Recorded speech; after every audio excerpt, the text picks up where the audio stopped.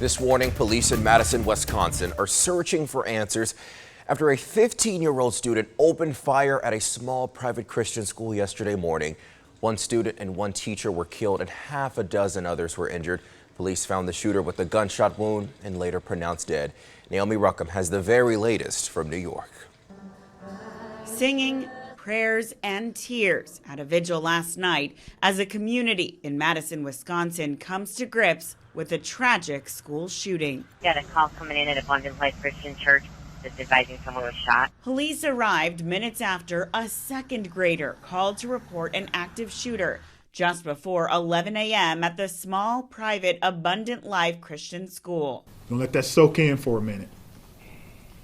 A second grade student called 911. This sixth grader said he heard the gunshots while sitting in English class. We heard them and then some people started fighting and then just waited till the police came. Police say one teenage student and one teacher were killed.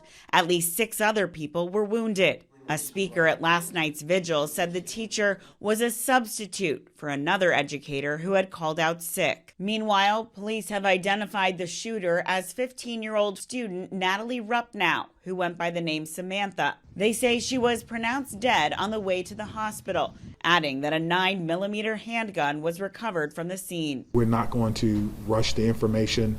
We'll take our time to make sure that we do our due diligence. Investigators have searched the 15-year-old's home, and they say her family is cooperating with the investigation as police try to determine a motive. Police say at least 2 of those wounded in the shooting have been released from the hospital.